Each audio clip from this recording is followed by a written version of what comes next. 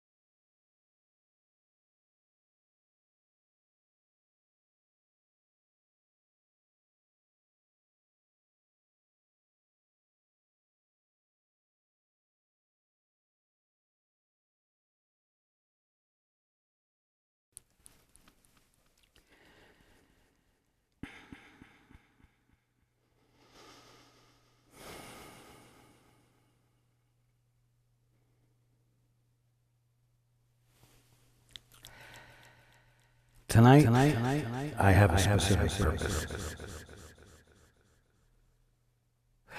And that is to remind each of you of how important you are. You holy sons of God, you holy daughters of God. I don't mean important in an egotistical way. I mean important in terms of real value. You're not orphans. You're not just human beings. You are holy sons and daughters of God. And your being has capital M meaning. Your existence means something to everything and everyone. Sometimes you forget this. Sometimes you think you're just a little pissant mortal, a nothing, a nobody. But it's just a belief, it's not the truth.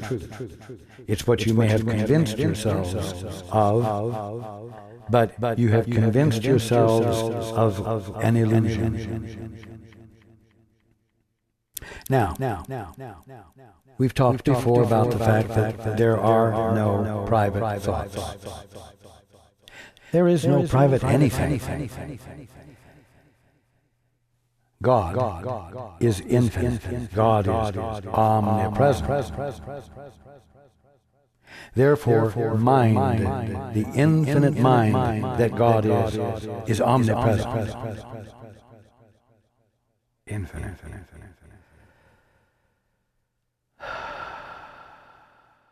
That's why there's nothing private. And everything in the mind of God, which is creation, which is ever unfolding, is related to everything else, you might say, in the infinite mind of God, in the omnipresence, the all-oneness of mind. Infinite variety, but all one. Infinite variety, but all equally related and involved and meaningful to every other part. There simply is no privacy. Nothing separated off.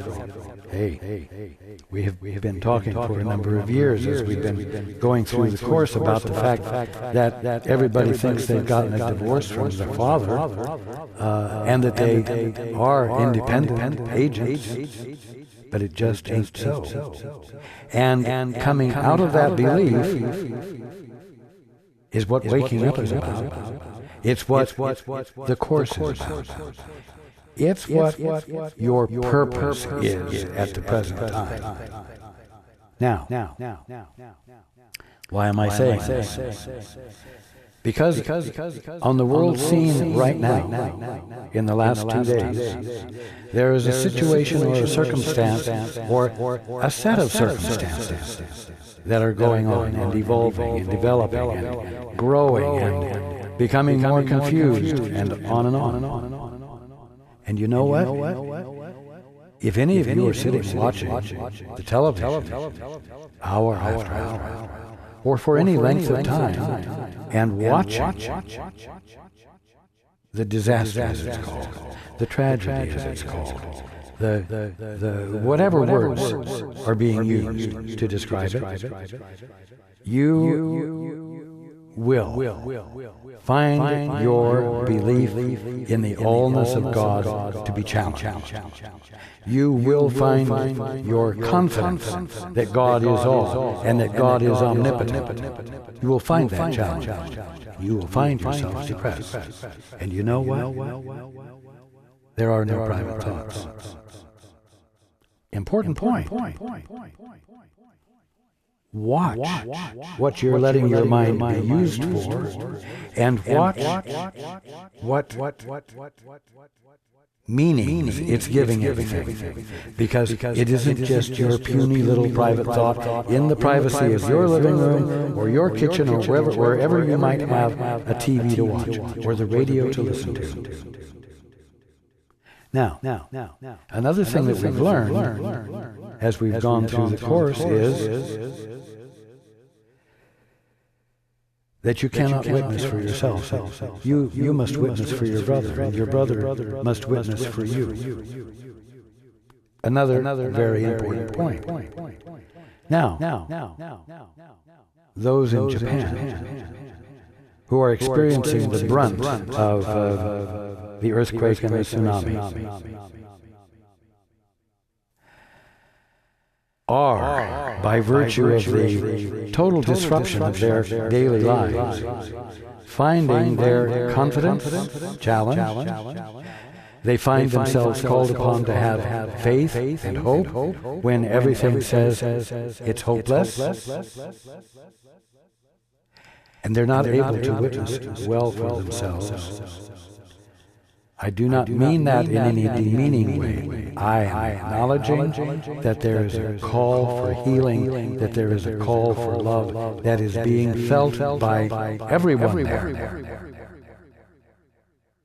There is a call for every single one of you who studies the course to bear witness for your brother and sister.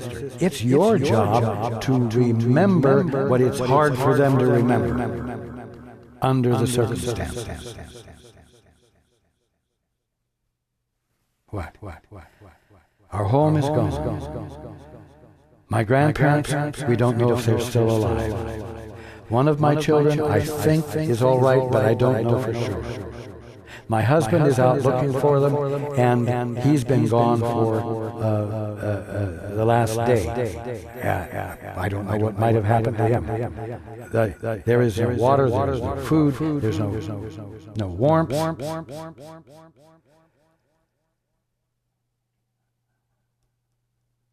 I'm alone.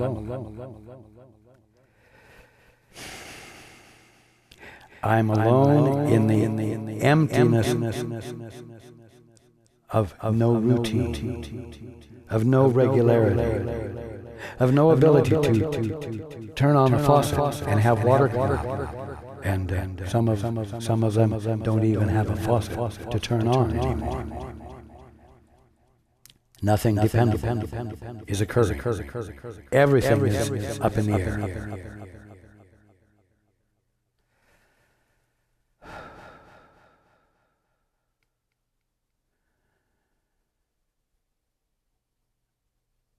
It's a lonely place to be. It's a lonely experience to have. But you see, here's what I'm conveying tonight. Because there are no private thoughts, because there is no such thing as privacy in the middle of omnipresence, they are not alone. And you, knowing that your thoughts are not private, can use your mind in a way that witnesses for your brothers and sisters who find it difficult to witness for themselves on their best behalf.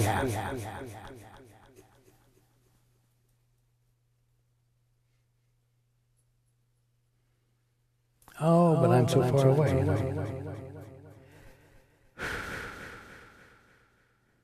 Well, here, let's make you feel a little bit closer, perhaps. We receive letters from people in Japan. We receive support from people in Japan who enjoy the meetings we have and enjoy the website.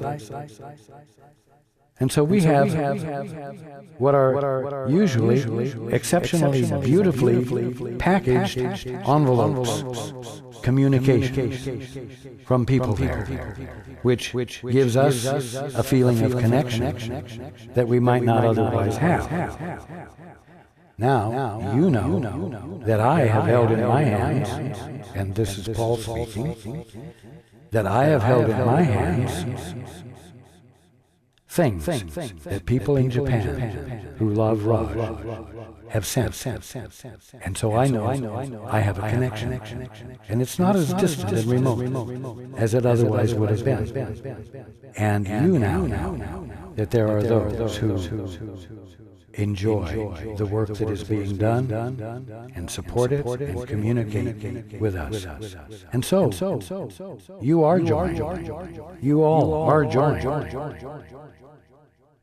in a real connection with people in Japan. Now this is Raj.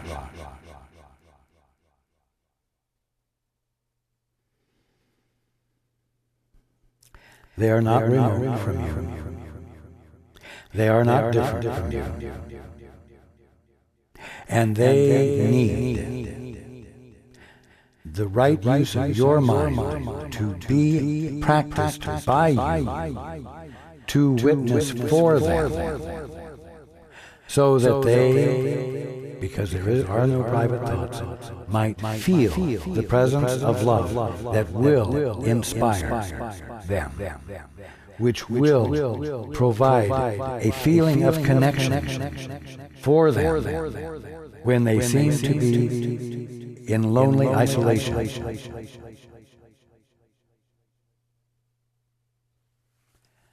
Now, it's a shame that students of the course are not more familiar with the practice of healing and the expectation of healing, and how to be a participant, let's say, an effective agent for change with respect to healing.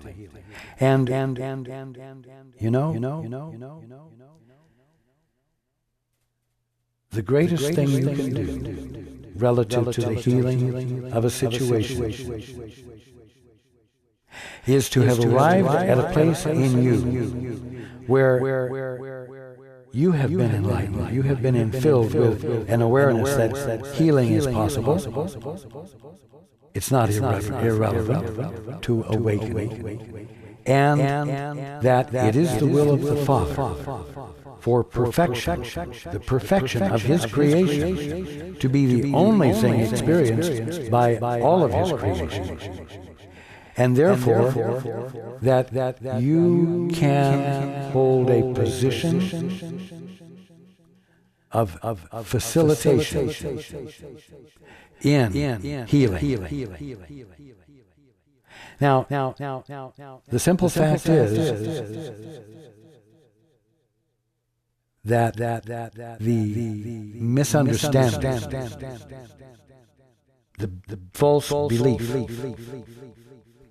that is embodied in the dynamics in Japan right now. The false belief is that there is something called matter. Now, we've talked before about the fact. I've gone to some length to illuminate the idea that what you call matter is a misperception of spirit. Capital S, spirit. A God element, you might say. Spirit is the substance of God's creation. All of creation is made up of ideas of gods. God has an idea, and that idea includes everything within itself to be manifest and function perfectly. That doesn't seem to be the way matter works. Matter seems to work in an organic way, and one thing is dependent upon another thing, is dependent upon another thing, and on and on and on. And so if something goes wrong here, it detrimentally affects something there. All of you are familiar with that in regard to your body, because you can seem to have a blockage in one place, and it seems to cause a distress in another place, which causes deterioration somewhere else, and it complexifies and complicates itself until you eventually die because of it. When the simple fact is that the substance of your body is spirit, God stuff. And it is incapable of embodying anything not intended by the Father. Now, that conflicts with the general consensus about the world by science. But the fact is that healings occur. Healings occur daily around the globe. And when they occur, the seeming connection and detrimental responses of various aspects of the body suddenly stop having detrimental responses. The connection, the detrimental connection stops. And for no apparent reason, the situation resolves itself. And it isn't, as I said before, it isn't because matter has somehow been changed, forced to be different. It's because it never was matter. It always was spirit. And in the willingness to see a miracle, in the willingness to see everything stop functioning as though it were matter, the bondage that spirit has been held to by ignorance is released, and healing occurs. Now, you, through the proper use of your mind, can witness for your brothers and sisters in Japan or anywhere on behalf of radical healing. Everyone says, well, there was an earthquake, and then there was a tsunami, and the tsunami impacted the power plants, and the cooling of the power plants was damaged. And so now, see how one thing is impacting another, and it's building and it's getting more complicated and more detrimental, and now there could be a meltdown which will make problems even worse.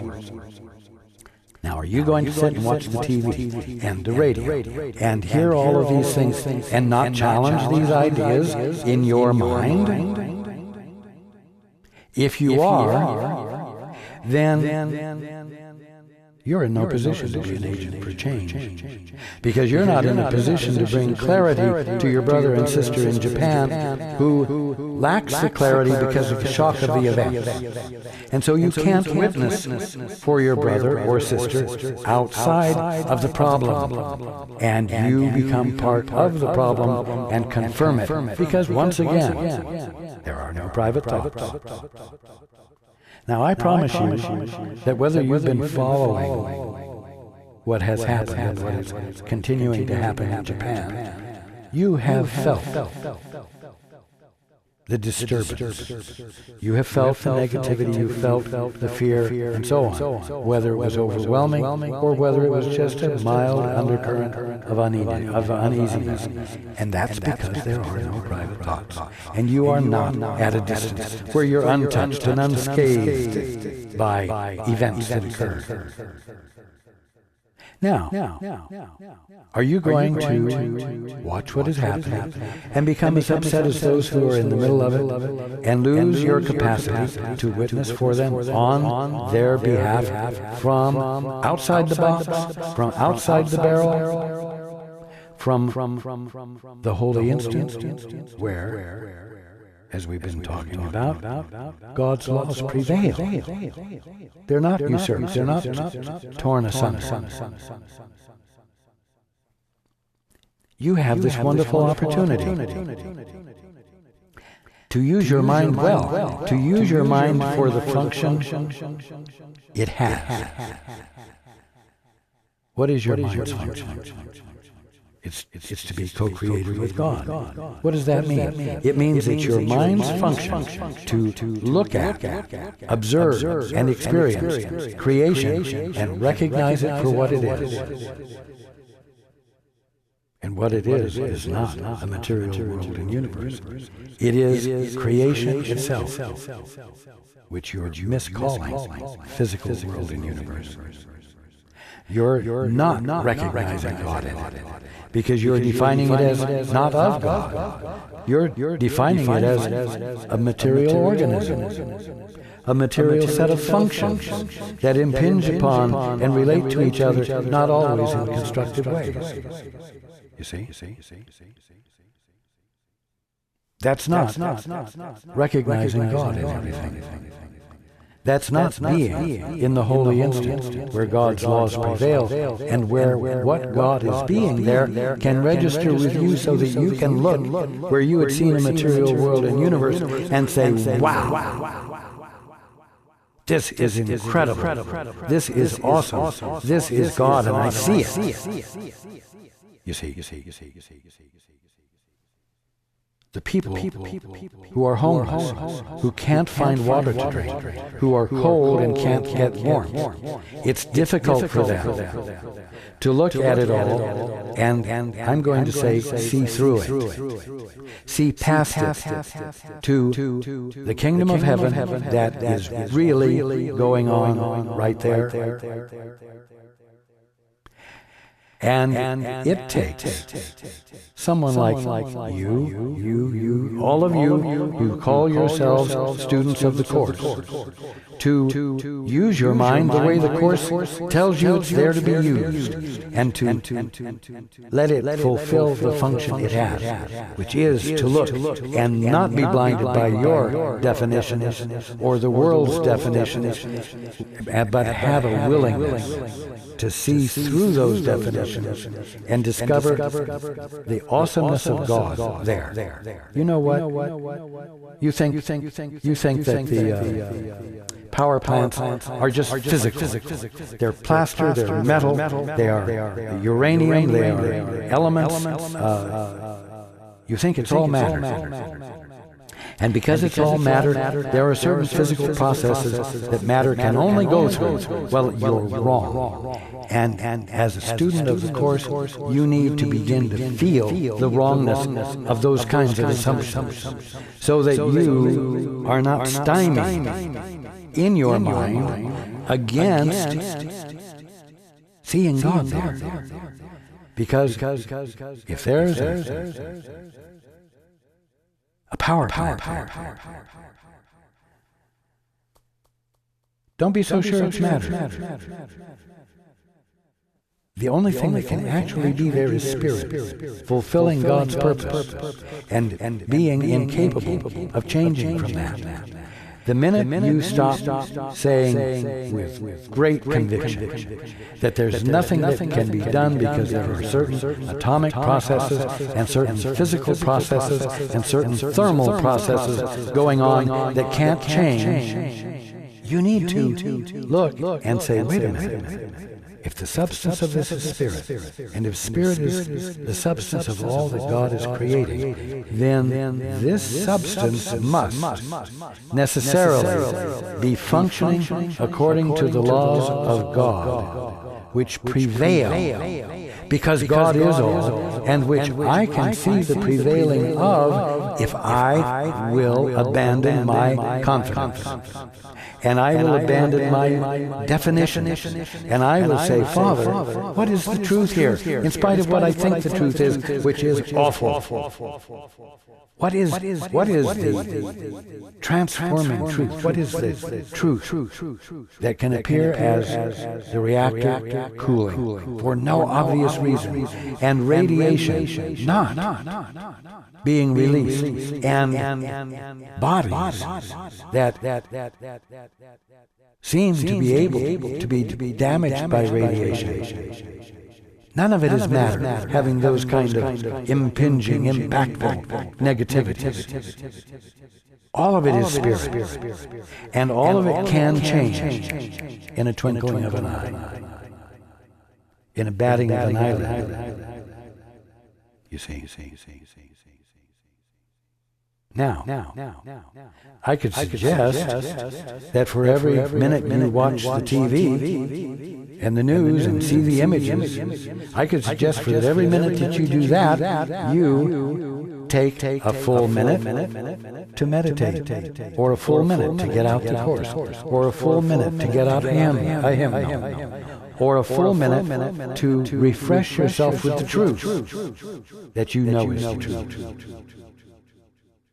Well, if you're going to watch the TV for 2 hours, that means you've got to take 2 hours to meditate, or read the course, or immerse yourself in ideas that contradict what you've just seen, so that you might be able to witness well for your brothers and sisters, instead of joining them in the mire and the muck and the stuckness of it all.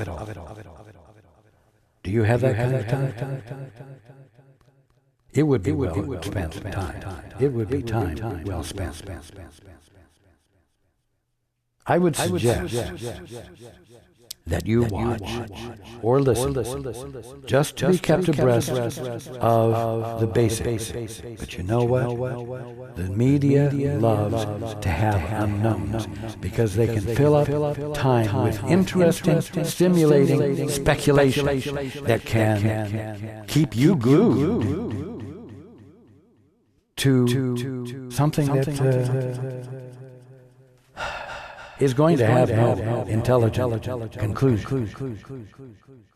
So watch what you do, and don't get caught up in the what ifs and the potentials, which can't be ruled out, and so they might as well fill up some airtime talking about them, and you take your time, waste your time listening to the speculation that will lead nowhere, except perhaps to cause you to feel a little bit more like there isn't really a God.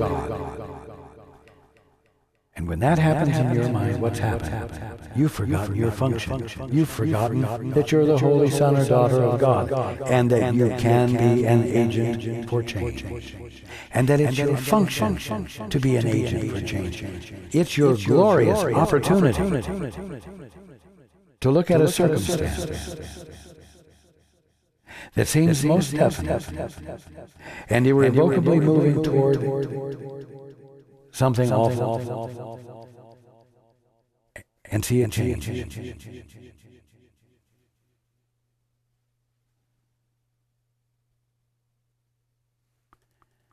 Now,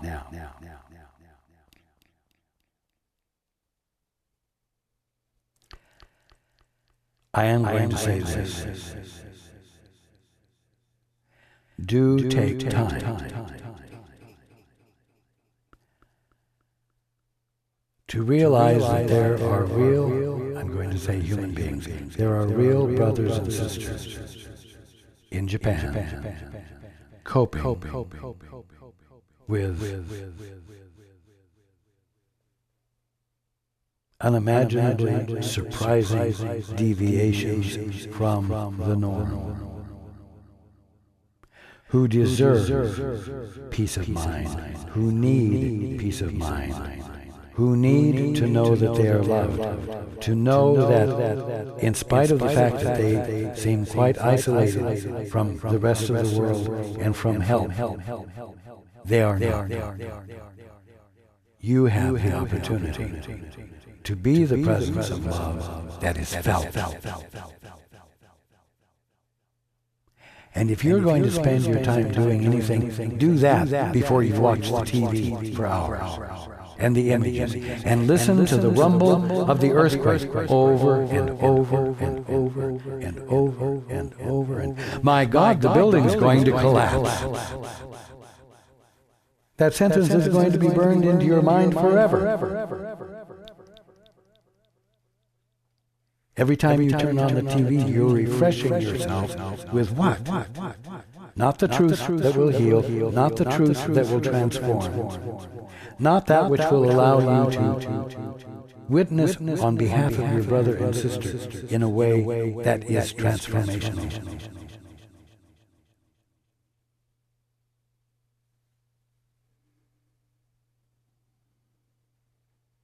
It's my intent tonight to convey to you holy purpose.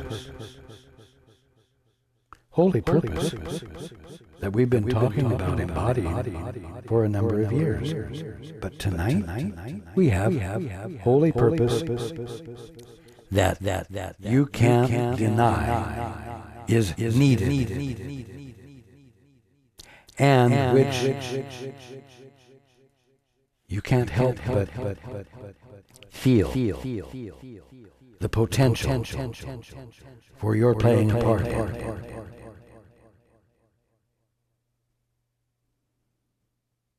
Play the part. Become involved. And if you are watching or listening to the news, be ready on the spot to contradict it. That's your job. Don't just be swept along by the horror of the events, or the fear, or the grief, and let a tear come to your eye. I understand that it's moving. But it's not your job there to cry. It's your job to be clear so that joy fills you, and love fills you, and compassion that has the capacity to recognize God in your brother and sister on that screen. You see, so that you're fulfilling your function as co-creator and seeing God right there.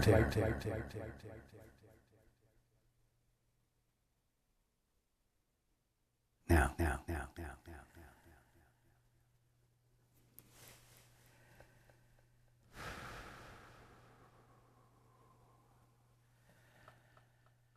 I'm going to invite everyone to join all of us here for the next 5 minutes or so, and join in recognizing the presence of the Father in every single brother and sister who's in this situation. I want you to let yourself be truly conscious that if there's anything there at all called a brother or sister, it has to be God appearing, whether you're seeing that fact clearly or not. That in spite of your ignorance, the fullness and wholeness of God is what is there. And the same thing about the land that seems to have been devastated, and the destruction of the power plants.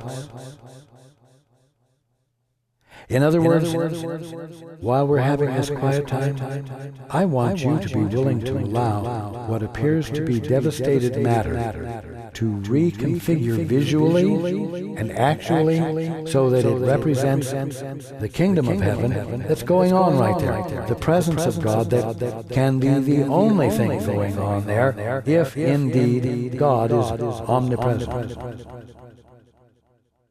And which everyone, you and everyone there, has birthright to experience.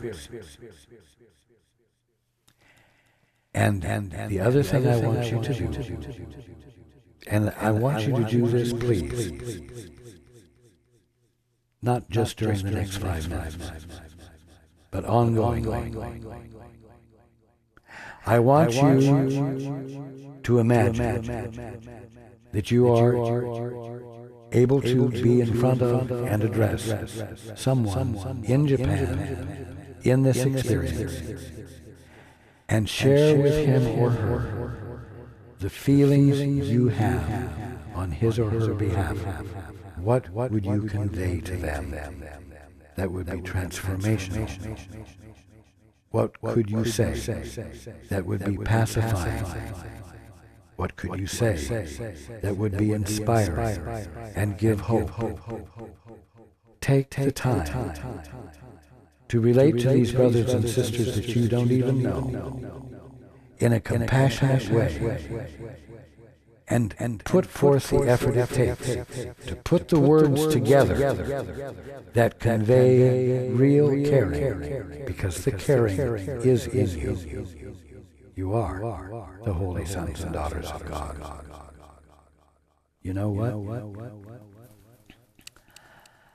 I've been talking tonight about your witnessing for your brothers and sisters. What do you think I'm doing? What do you think I've been doing all these years? I'm witnessing for you. I'm providing a better picture, a better sense of who you are than your poor thought models allow.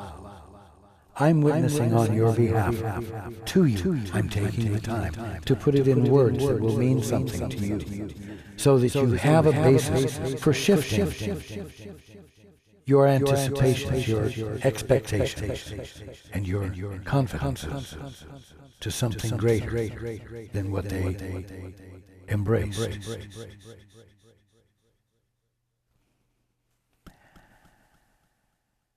Please take this wonderful opportunity here to witness well for everyone there. And I ask you, for this next short period of time, not to turn off your computers. Don't pick up a magazine.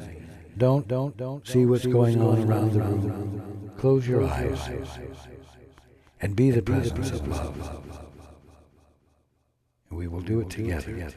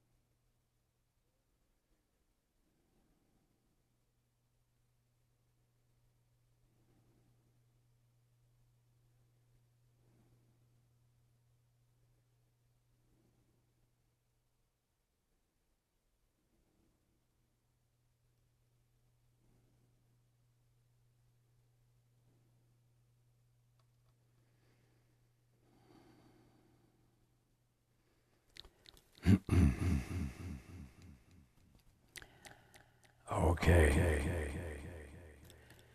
It's mid-afternoon there now. Night will fall. And the sun will come up. And everyone there will need the courage and the stamina to face what needs to be done and meet the need.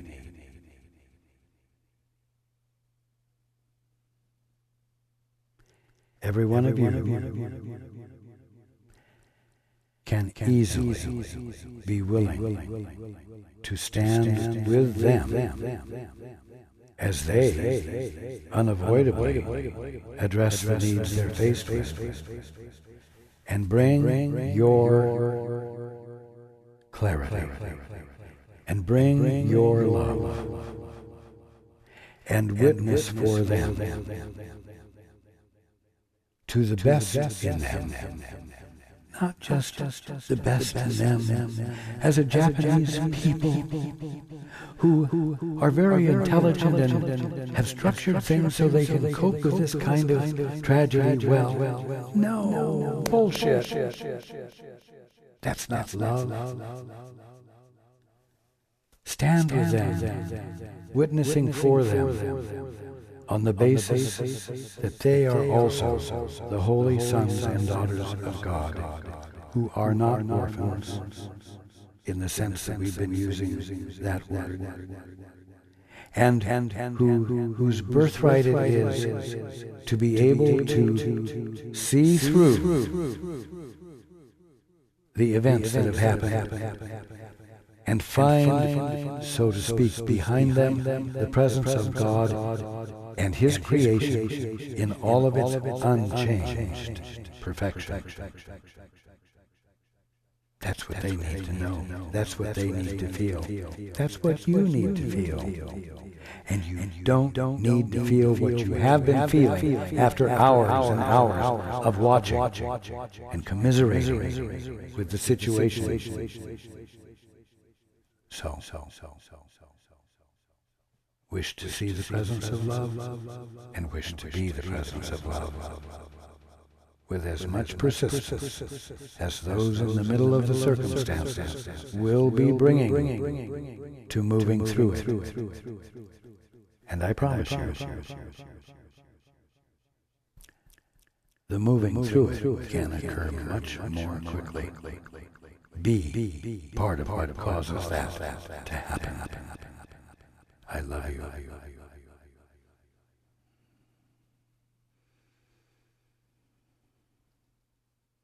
And I look forward to being with you next week.